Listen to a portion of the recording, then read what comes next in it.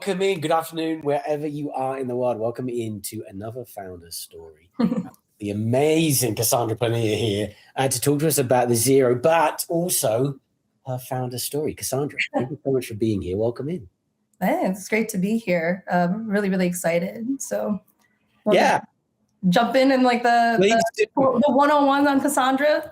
Yes. Who is Cassandra? Tell us. Yeah, so I'm Cassandra. I'm 37 years old. I live in New York City. Most of my career has been in technology, leading product organizations and product management, but did spend a good chunk of my time earlier on in marketing loyalty strategy. And before that, in the banking, like finance realm, which is what you did when you graduated in 2010. But more so to me, I always say what's fundamental to me is that, look, I'm a generation American. I was born one of four to a single mom in Philadelphia. And our narrative is it's the typical American dream, right? Like we were low income.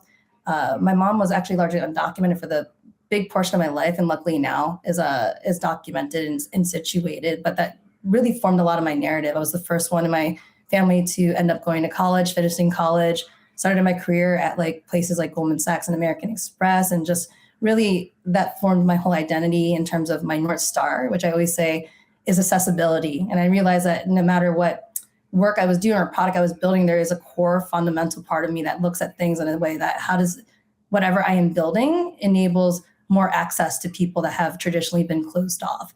And so that for me is like I would say is like the biggest thing. I would say that's why I'm always a big on people owning their narratives, because I think in a general sense, sometimes even people that grew up with a background like me, we were told so many things were not possible. And I'm always in the vein of nothing's impossible. It just might be a little bit harder to get through, but that's it. Tell me about your early career. You mentioned Amex and some of the things you were doing. Tell me about that journey. Yeah. So the first part of my career was always in banking. Like I said, I came from that time. Remember in the 2009s, well, obviously we all knew what happened in 2009, the financial crisis. But in that time frame, more than tech, like the banking industry was really where everybody told you to go. And I did internships at like Merrill, and then like I did the Goldman Sachs summer camp internship, and then I did the full time there. I was like in future client services, and I really did think like my trajectory, because I majored in economics. I was like, I want to eventually get to the Fed. But I started at Goldman, and the work was a bank. It's like it didn't really speak to my heart so much, but I did learn such really good, I think, fundamental skills there. But then when I had left there, I took a chance and I said, this startup had reached out to me. And it was so random. I think the CEO accidentally emailed me instead of his assistant. Found my resume online and said, this girl looks motivated. And I just answered back and I said, I am motivated. And so that jumped me into the first startup that I was at and learning a lot about digital marketing and content marketing. And I found it so fascinating. And of course, a startup trajectory, that one went out after like a year. And then I said at that point, where do I go if I really want to double down on marketing? And of course, at that time, is like American Express, I think, is a wonderful brand. It's very known to be very marketing focused. So if you're going to learn anything about consumer and understanding like consumer dynamics, you're going to go to American Express. So I went to American Express.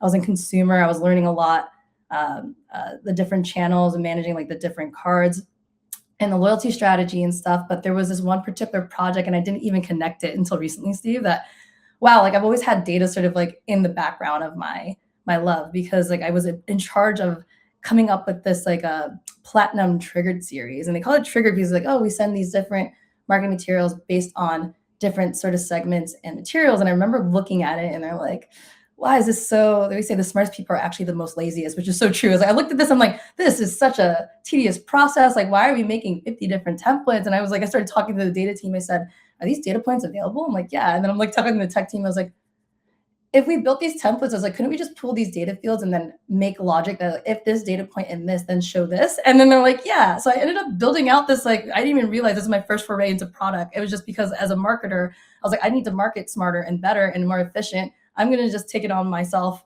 to work with these groups, and then actually built out this triggered platform. And then it was after that, I shifted into product management at American Express, and I really liked it. I took on the Costco card when it was being migrated to Citi. So that was also interesting. But since then I stayed in product, and then I went into like hypergrowth startups after that. I don't know if you remember Jet.com, but it was like that unicorn startup before Walmart bought them out. And then sequentially after that, I just kept staying mostly in startups and like leading product. And I think it goes to show my specialty just became more and more of this like 0 to 1 space. Like anytime there's like a problem that is just, it's pretty nebulous or undefined, I'm just in there and I'm like, okay, well, let's look at this and like see what people are talking about. And then what are the type of solutions you can build that have no definition whatsoever right now. And that's like how I ended up where I am. Okay. So would you think of yourself as, do you think of yourself as a generalist? Would you think you're a specialist? Like how would you class yourself kind of experience? Oh, it's interesting. I would say, I think in the skill sets of product, I'm like, okay, now this is my bread and butter, especially in the product area that like is product discovery.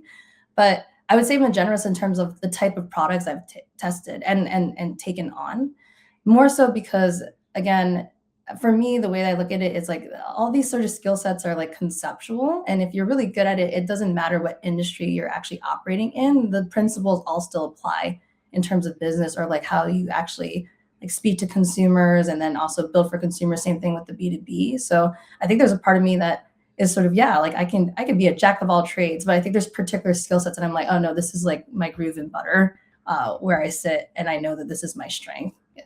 Interesting. Okay. And when you kind of, early career, you already got this sense in your head, I'm like first generation, I'm kind of the underdog. Were you thinking one day I'm going to be an entrepreneur? Was that in your mind, or is that just kind of come over time? Yeah, no, that's a really good question. I never even thought about this, but it's like almost a yes and no. I grew up with my mom always being very entrepreneurial. Like I got that spirit from her.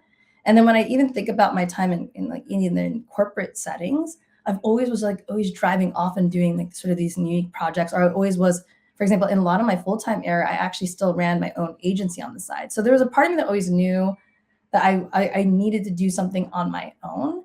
But to your point, I think it took me longer to realize that was something I can do, right? Like you get to these levels. I think for kids that grew up the way that I did, it's almost like if you had a movie, like those movies you watch, and by the time I got to Goldman and Amex, you're like, that's where the movie would end most of the time. But actually, I always say there's actually so much more in the movie that's richer that happens after that part, right? Like I'm in these spaces with, you think about the typical people that go into Goldman or Amex, even like Jet, when they were only hiring from like Ivy Leagues, the type of people that you're around are at such a different background than you. And there was just like so much to figure out in terms of, feeling confident and saying like, I belong here. There was almost a moment at the early stages where I used to tell my mentees that, you used to have this like poor brown girl mentality where I was like, I should just, it's typical, like keep my head down and be happy that I'm even here. And then like changing that mentality, like we're all here evenly in our own accord. It's like, yeah, what wouldn't stop? If I'm already here, that's like half the work. Like what's stopping me from doing my own thing? And so like, I always thought I was going to do my own thing. I just never knew the level or like the gravity at which I would choose the final thing I would choose to do. And it's like, I even consulting after a while, like all these different founders and helping them launch their product from scratch. I think, a lot of people in my life were like, well, why wouldn't you do this for yourself? And it was absolutely that point. Like in my last career, I was like heading product at a blockchain company. And I was like, if there's any time to do something, it's going to be now. And I'm like, why haven't I just done this for myself? And of course, like my friends joke, they're like, you couldn't have just been like, you're going to start, I don't know, a snack bar company. You're like, you're going to take on the next iteration of what Google should be. And I'm like, yes, exactly. That's exactly it. We're going to do that. So like a long-winded thing. It's like, I think it's always been in the back of my mind, but it wasn't until like all these factors have to happen that made me realize like, this is truly, I think, where my path is supposed to take me.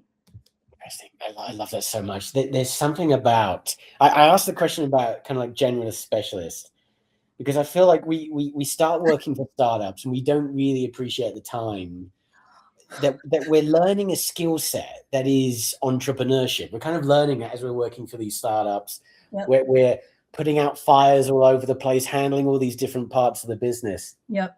And you've got that kind of like specialization, like you mentioned, product, marketing, whatever it may be. Yeah. Then you're also developing this whole host of skills on the side.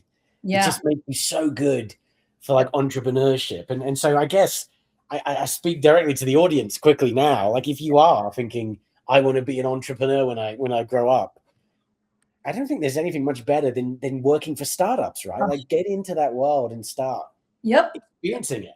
Yes. I see with the the younger ones on my team that come in, and I said, and it's true, like startups, the environment for the right individual and the mindset, it is wonderful. I think like even though I did well in corporates, like my mind came alive in startups. To your point, I think you have to be a certain person though. It's like people that want to do startups tend to have an entrepreneur bone because you're not going to get definition. Let's be clear. It's like it doesn't matter how well up the startup is, processes are never fully defined. They might change every month. Even your role in itself, its definition. It's like I was always product, right? But in a lot of these companies, I realized that I basically very much moonlighted in BD and sales because I'm so good at sales. They always brought me in the close, right? And then there's also other parts I'm like I'm somehow involved in the OpEx. And you're like, what is this? But it's so wonderful because you get to learn a bit of everything. And then to your point, then when you're ready to do your own thing, you already had a taste of a little everything, right? You know where to double down in terms of your strength, but it also gives you a better purview of like, even as you're growing your own company, oh, I know a little bit of this. So I know the skill set I need to look for, but I need somebody stronger than me in this skill set, right? Because it's not my specialty, but I at least know this is it. Because in corporate, I think even when you're starting younger, even middle, right? Like there's so many layers and you get very, very truncated to this one job. Like your one job in this company is to own this one button, which is great. Like you'll still learn a lot, but it definitely will. In my opinion, it's like if you really want to take on something in your ability to just net new, it's like it's not going to help you just be like, I just own this button and this perspective of just this button. It's like I love talking to people. They're like, that's why even when I interview people, I could care less like what type of company it was. It's just more about the experience. Like if you're telling me you worked in a tire shop, but then you were responsible for like inventory management, marketing, sales, like that type of mentality actually does really well no matter what startup you put them in, because they just know something needs to get done. I have availability. I'm doing it. It gets done. And it's like, wow.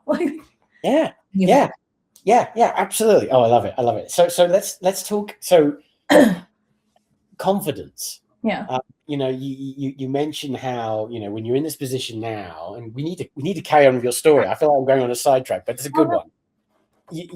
You are in this position where you're looking to hire people that are better than you in certain fields. And it's that area where you've got enough of a generalist ability that you can be dangerous in each of these areas, but you need someone better than you in specific ones.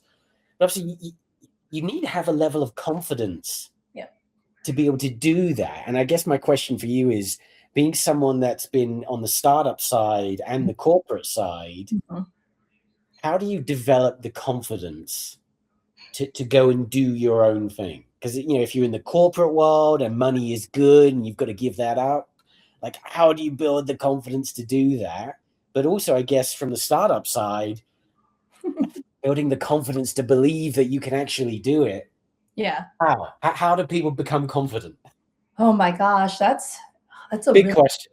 It's a big question. It's a wild question. We talk about this all, especially in entrepreneurship or like founders, right? They always say founders have to have like a confidence, but not even a confidence, a conviction. I think it could differ between each person. Like I do know, for example, like I told you in the earlier parts of my career, building that confidence, I think for me was just even taking a step outside of myself and recognizing like all these narratives I was told are other people's narratives, right? Like I need to understand who I am as a person, what my value is. And then I think a lot of that came from just honestly knowing the value of the work I was doing. And not even that, like putting it's so scary. I would say like, this is what I also always tell people.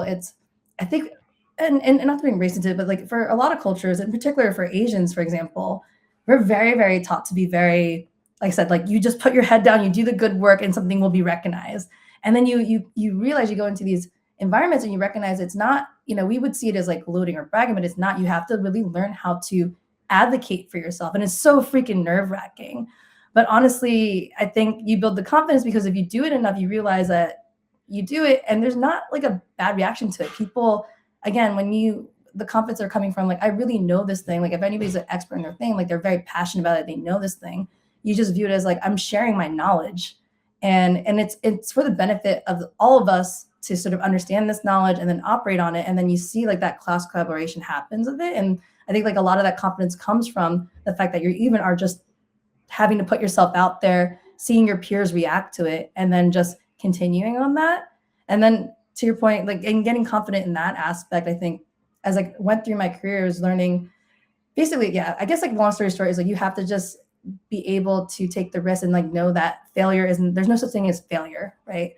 Every time you do something, you learn, even if it's like a failure, you're learning from it. And then you realize you survive it. I think that's like where you build confidence, like knowing that you survive something and like it can't, you know, the next instance gets easier and easier. It kind of gives you that, I would say it's more of like a resilience.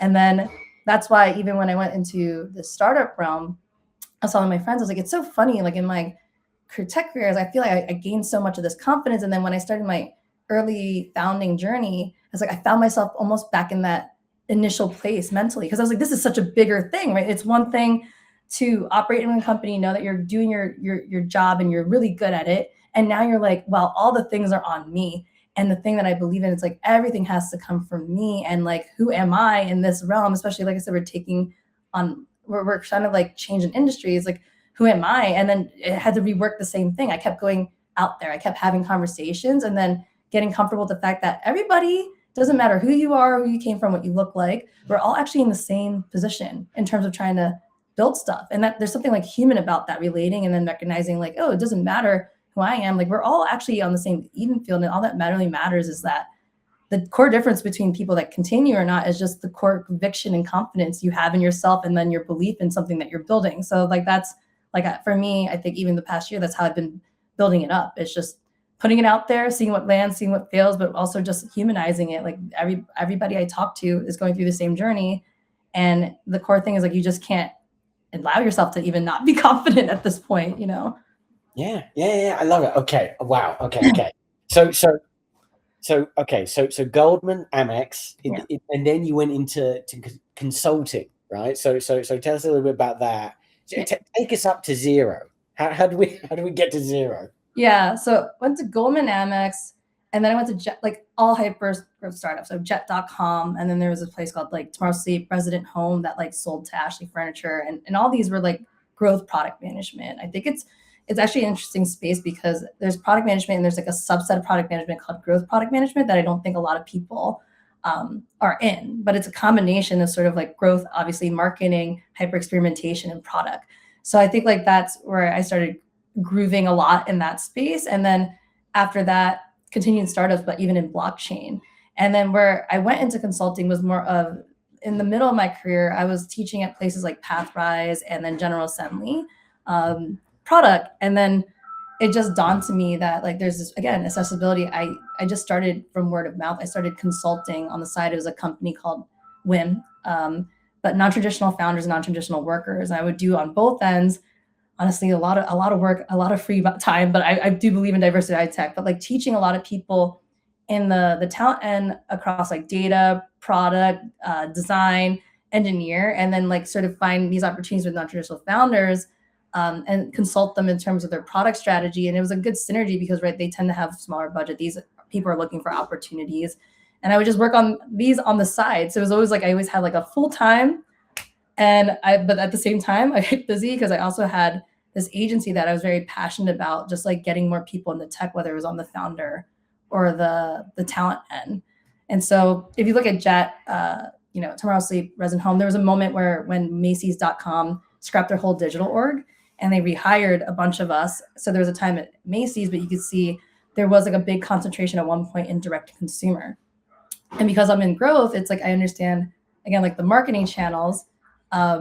You could see sort of like how it starts forming, like blockchains decentralized. Of course, how I got to Zyro was just one day thinking through the industry and saying like, I see this happening before, like the people like AI is not going to go anywhere. It's especially like what are applicable things that are like need to be solved. And for me, actually, I started with the concept of I hate the credit system. I was like the lack of access to credit. There was also a time I was PMing in like the sort of payment space. I was like, oh, it's just so broken, right? Like there's this one, like the credit system is just like a very blanketed definition of what is credit worthy, and it marginalizes a lot of people. And then I started thinking like, what does the world look like if everybody owned their own individual information to the specificity that allows them to have access to capital?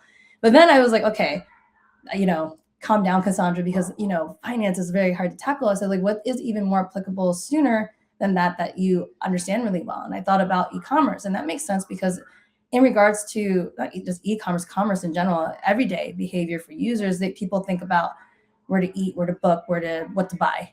And then I was looking at that space and I was all like, again, I was in these like sort of programs. I hear people are just trying to apply AI to the same broken thing over and over again. And I asked the question in the group, I said, I think the core problem is actually the source of data and the actual data. I was like, if you continue to even build this part in the funnel, you're building this part in the funnel. It's like, I think the problem is the actual whole funnel is broken.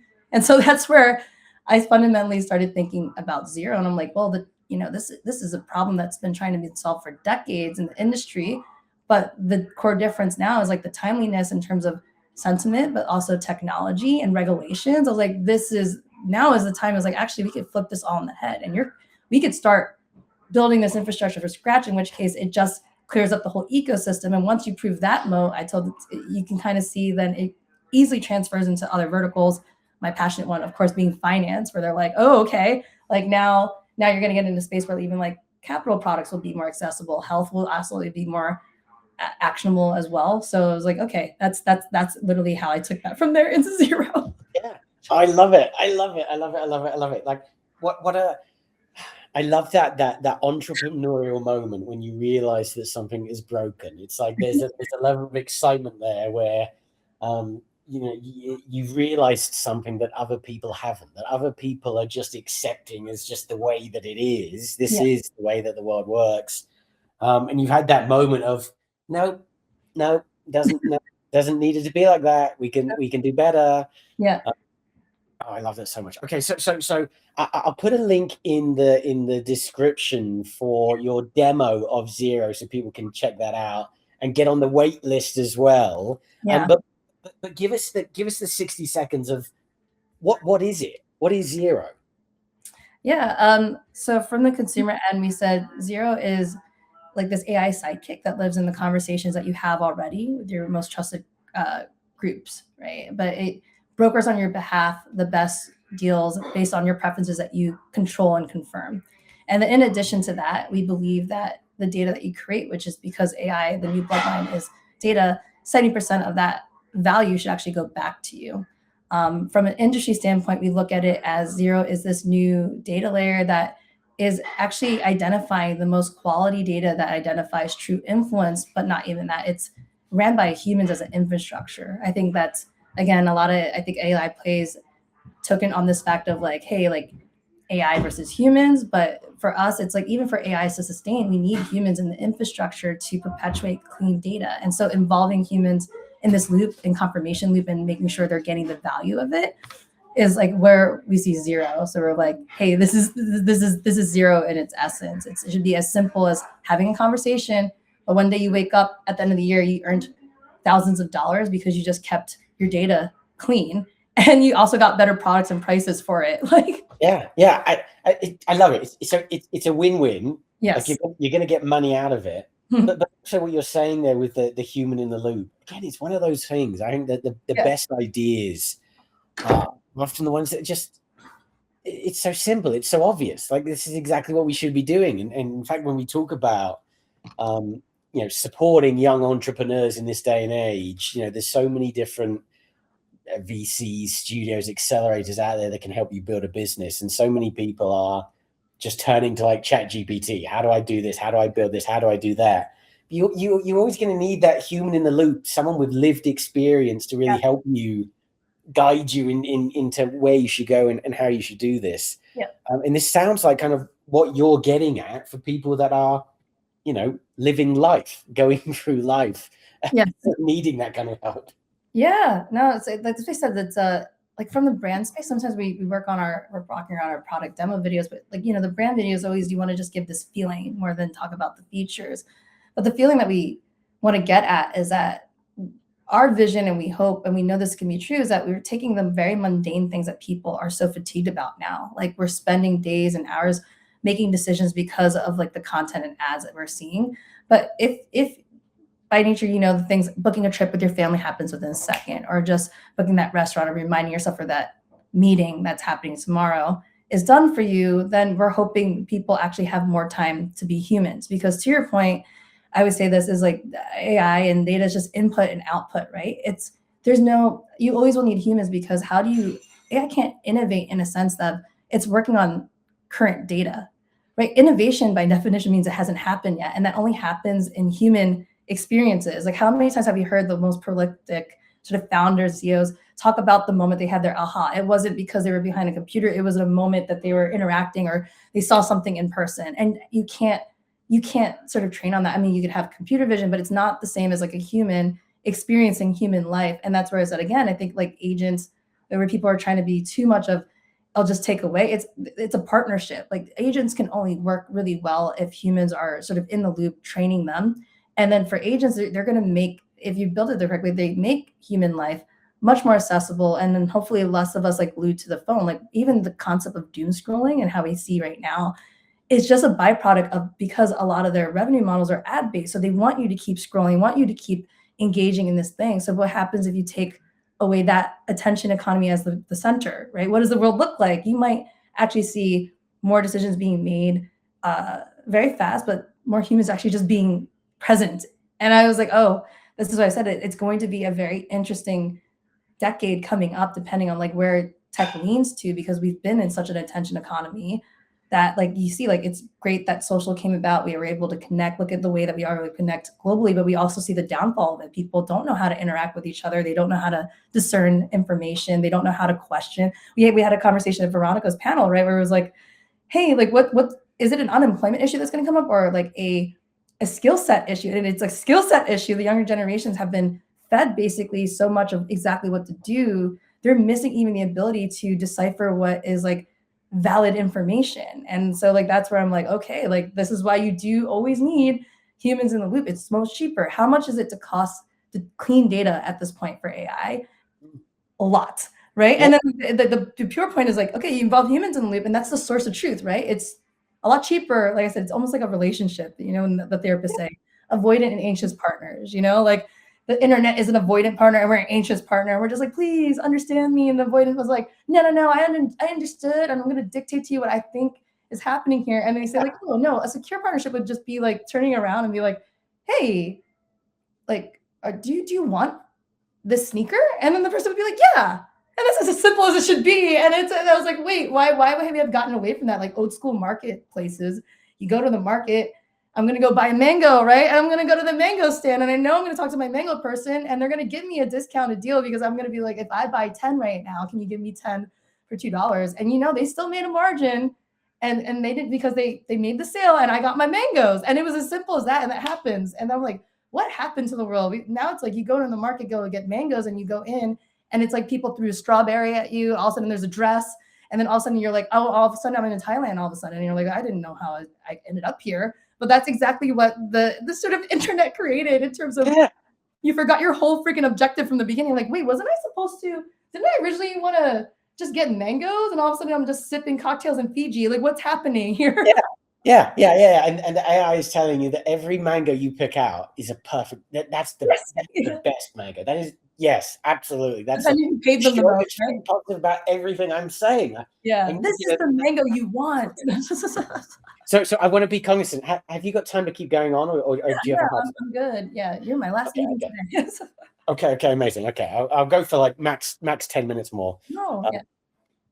Okay, so I guess what I really love about what you're saying, and what's awesome for me, is I'm drawing some comparisons to some other founders that I've interviewed, where you know there's almost this fear out there that AI is going to make us less human. But I feel like the argument that kind of coming from you is that if we do it right, yes, it'll actually make us more human. Like, is that a fair assessment? Yes, 100%. Like, I think there's been this video circulating around, excuse me, whether the grandfather AI, but he says the same thing, right? The future of humanity is dependent on how we apply these technologies. That's why sometimes I think the way that people talk about tech as if it's sentient and it has a life on its own, but actually it's just the way that we utilize the technology and build for it. So of course, I think when you think about the narrative that's been said so much about AI, like a lot of the people that dictate it are these big corps. And again, nothing knocking against them, but they're in the business of perpetuating their business model. So of course they want people to feel like, okay, it's kind of like almost like fear mongering, right? Like you either adapt to us or you're going to be left behind. And then people don't know that we're actually so early on in this tech, there's actually ability for people to come in and say, how do we want this to be built in our behalf? Because again, with Zyro, it's like my bigger, larger vision is like, I really do hope that people step away from the doom scrolling and the fatigue of just trying to find an answer. Us trying to find answers in any content is a byproduct of just, again, it's like the ad system. We take that away and you're able to just identify truly like who influences you, what your true values are without being interfered with.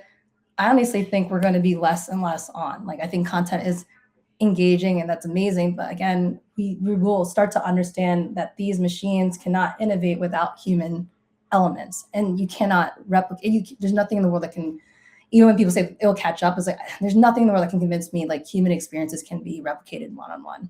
It's the same way when I was in blockchain, they said the metasphere, people want to see concerts in person, like in the metasphere. And I'm like, this is cool, but why do people go to concerts, right? Like it's that in-person feeling, the music's vibrating, you're with people that you know love the same thing as you. People actually really want to live for these moments. You can't convince me people really want to be on TikTok all day. If you gave them a choice between being on a beach somewhere or skiing or hiking, they're going to say that, you know? And I'm like, so let humans do this.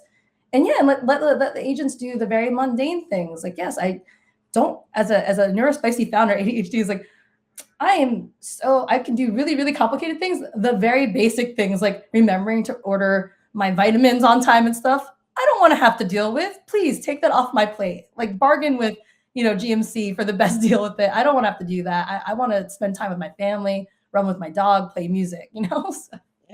Yeah. No, oh, man, I absolutely love it. It's so funny. I remember seeing a news story about a record real estate deal that took place in the metaverse where someone sold some virtual land for a ton of money. And you're looking at that thinking, no, come on. That's no, it doesn't make sense. Like, what are we? No, it doesn't. You're totally disconnected from why people would spend millions of dollars on a plot of land in California overlooking the Pacific Ocean. Yeah. In Zuckerberg's fantasy land. I don't know. It's such an interesting one. Well, that's what I said is like what's interesting about the tech. This is why I also believe in diversity in tech, and not to knock tech again, but a lot of the tech, especially in the States, I do. And this is a hot take, but I always say this kind of thing. It's not even the 1%. It's like the tech realm is a lot of the 1% building for the 1%. And it's not their fault, right? Like it's a very concentrated space. And when people get to this amount of privilege, it's like the problems that they're experiencing on a day-to-day actually are true problems, but for them. But now when you think about the whole 99% of the world that is not in this bubble, it's hard for them to identify the actual problems that are hitting everyday people. And so the metaverse, I think, is a prime example of that. Like, okay, I think they're solving for the wrong problem. It's like, why are people escaping into digital realms? It's like, oh, because they sort of they're lonely and they lack social sort of ability to like interact. And it's like, if you looked at that, it's like, well, why? And then you're like, oh, it goes back to we're just like constantly stuck online. People actually, we're stuck in this place. Like when I interviewed all the Gen Zers, like I was born in a completely curated digital world. I don't actually have a sense of who I am outside of definitions of what people are telling me to be. That's why they're gravitating to more retro behaviors. Like I studied all the little boo-boos and like, right, they're taking out digital cameras we had in college. I'm like, what's going on? They just want a sense of reality, like being present and being like, what is my identity outside this realm? And so like, again, when I saw those sales too happening, I said, okay, this is cool. It might be a problem, but it's a problem for a very small percentage of people. And like the actual problem that you're trying to solve is like this loneliness and people wanting to connect and stuff.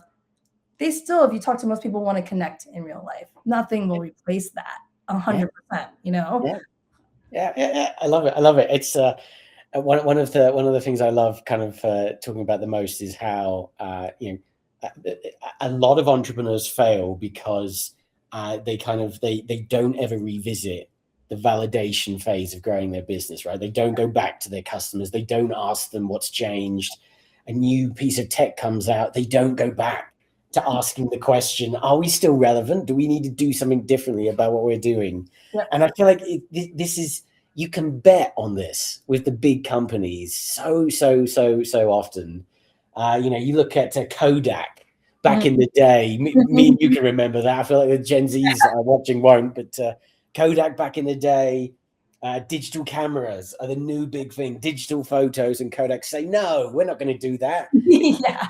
We're going to lose on all of this film that we're selling. We're not going to change. Yeah. And of course, today, you couldn't imagine a world where a digital photo wasn't a thing. It just doesn't make sense. You can't compute that not being a thing. And so, I hope in the future, with some of these big companies are going to look back to Zyro and think, we should have been doing that. We should have been doing that then, rather than what we've been doing, which is going down this path of, ads on ChatGPT. Like, come on, are we serious? Like, I can't.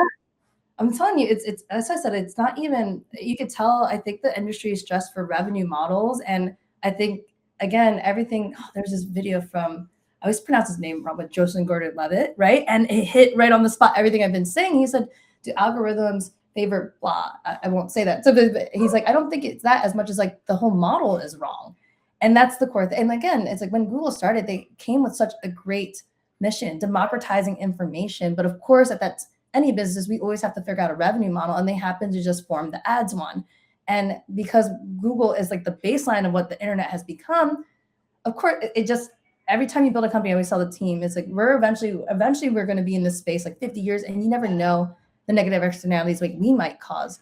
But you start with a really good mission, and this is how tech evolves, is like, and then as it evolves, you realize the gaps that it leaves, right? Like Google did information, Meta changed the way we connected. Bitcoin really showed us that we can do ownership, but it hasn't scaled, right? And now AI is here, but AI is building on very broken information. So there's like all these gaps, and now we're saying, hey, like there's an opportunity to close these gaps out.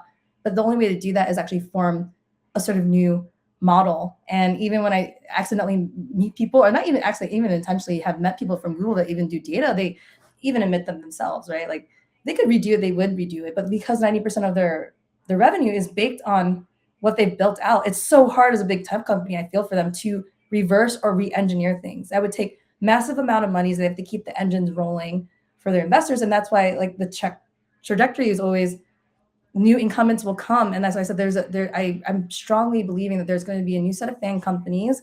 But it's not like the current ones go away. It's sort of similar to what you mentioned before. IBM back in the day was like the main name, like creme de la creme, right? And they're still around, they're still big, right? But they're not as like vocal as like a Meta or Google. And I think we're going to go see the same thing. Is like these guys will always be in existence, but there's going to be now room for people that bring us into the next chapter of what digital and technology is. And then, subsequently 50 years now, there's going to be another set of people that will change the way we do. But it's like, it's now is the time. And we're, like I said, they're going into ads. Gemini's going into ads. I told my friends, I was like, brace yourself, really, really have discernment, because whatever answers you get now from those chat box, if it's ran by ads, all that matters is who's paying the bill. So, and which defeats the whole purpose of people trying to get intelligence, right? It's like, I want a true answer, not these big companies that had paid for the fact that it's like, people are treating GPT now even like therapists. Like, you don't even know. Yeah. Is Dr. Phil going to pay like a tremendous amount of ads, right? And like just give us fake on you should be doing. By the way, tune in at 9 p.m. on my TV show. Yeah. Well, the drug companies. You sound sad. You should buy some drugs. I mean, it's they'll be like, no, fructose isn't bad for you guys. It's what you're doing. It's great. Taste it. Yummy. Yeah, exactly. It's like we could give it to you at a discounted cost because actually we believe that it does this, and it's just again. This is what I tell people. They say there's people in the world that say people should have the time to research and everything. But honestly, when people are trying to pay bills, like survive and anything baseline, I don't think it's the responsibility of the everyday person to decipher what's true or not. I think that's why I said like us on this end that is responsible for the output. We need to be more cautious about meeting people where they are and making sure we adapt to them and their behaviors so that this technology works in benefit for everybody. And if it works in benefit for everybody, again, I'll hit it again on the head. It's like I'll say it's so much more profitable. It's like inefficiencies would eliminate. And of course, like the only downside is like, okay, the one or two players that are used to being just the one or two players, you might see a more diverse ecosystem. But that's, if you really do believe in capitalism, that is actually true competition. So it's like, that is actually it. Like, right. It's like, if you're killing off competition, that's not capitalism. But no one ever stays on top. I mean, you look at the how much market share Google's got in terms of the amount of eyeballs it's got captive, and you can look at that and think, you know, that's not going to last forever. That's going to fall apart at some point. It's going to be a wild ride as we watch that happen. And like you said, it's lazy, right? This is, you know, the model you're talking about is profitable. They can make them more money, if they would adopt it. But why change something that is working? Why innovate? I'm saying it's not working, but it's also because they don't give people a choice. But again, it's like all the app companies. I know you've spoken to so many probably through the years, but look how like easy it is for them to just go down two routes. It's either we're doing a subscription or we're going to sell people's data for ads, more or less. And I'm like, okay, guys, time to reinvent the wheel here. What else is there? There's different models that we could be putting out there that are just much more efficient. But again, it just takes a lot more work, and we know that. Like we've blood, sweat, and tears. It's like it takes a lot more work, but somebody has to do it, you know? Yeah.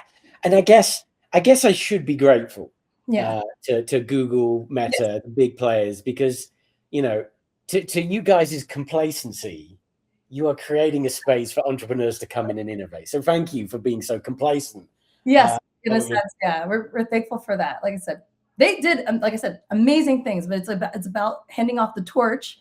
And now it's like, these are big. It's too hard to switch gears now. And then also just a sentiment standpoint, people want to see new faces in tech, like that represents more of their values at this point. And so it's just like, I think the market is prime and ready. So there was like the PayPal mafia. I was like, I don't know what to call it, but there's like a lot of us in this tech realm, we're like working together, but we do believe in sort of this like data democracy in a sense. And there's so many cool things happening out there. Again, it's going to, for our type of founders, we just have to double down even harder, because it is crazy to walk into a room and be like, hear the questions like, oh, eventually, I guess this would eat at the revenue of Meta and Google. It's like, eventually something like an Amazon and Walmart, like, yes, 100%. It plays together. I actually do think we could even make their channel stronger, but I was like, yes, like that's the true definition of coming in and you rock the industry. It's like, you know, thank God for Netflix, right? Like they came in, rocked the movie industry, right? Prime example, what you said, Blockbuster did not pivot in time. Netflix pivoted in time and showed a new model. And so I always say the same thing with Uber, is like Uber created this very simplistic user need, like on-demand cabs. But what people didn't know is that it created actually a new economy. Like the gig economy is completely driven by the fact that like Uber had to start where it started, and he took on a whole industry. So you have to, I just hope whatever, if they make a movie, I'm not portrayed as like, well, I hope somebody. No, I can't wait for that movie. It's you're standing there waiting for them to hand over the torch, and I feel like you're going to get to the point where you just got to grab it. You're just gonna grab the torch from them. And be like, look, Bezos, Zuckerberg, I get it. It's like, I get it. Like we can collab, but just like, this is the new, and we'll figure out how it works on top of it. We'll wait for them to go flying on their rocket ships, and we'll just change the world before they get back. But Cassandra, it's been lovely speaking to you. What a fascinating story. I can't wait to see where you take Zyro. Like I said, there's a link in the chat. Go check it out. Sign up for the wait list. You want to see what's going on here when this goes live. Cassandra, I know you Q1 this year. Is that when we're going live? Yeah, we think with our next beta, we're going to go a bit larger, like a more public beta. But yeah, everything's not perfect at first. So I even told the team, we're trying to be as transparent as possible. Help us help you eventually earn money from your data vault that you completely control and own, right? So it's like, the more people we can get in operating with it, the first like decisions are like quicker, recommendations are better. And we're partnering with the Visas and PayOS, like to even make the sort of payment stream a lot fuller. Like that's the first part, and give feedback on that. But I honestly bet, I told the team too, within a year, there's enough concentrated data that we're going to start seeing, like I said, this marketplace where now agents, again, are brokering on your behalf, your validated preferences on your terms. And now you're going to see better products, better prices, better deals. And then, it's going to be like the Costco rebate. You know, the one that everybody loves at the end of the year. Yes. That's what we're aiming for. We're like, every year we want people to just, it's so passive on their end to do these things. But then at the end of the year, you're like, oh, I earned $5,000. Like, sweet, you know? Yeah. Let me go back onto the app and figure out what I'm going to spend that on. And exactly. There you go. Well, thank you so much for being here. It's been an absolute pleasure. Thanks for joining us. Thank you. Thank you so much, Steve.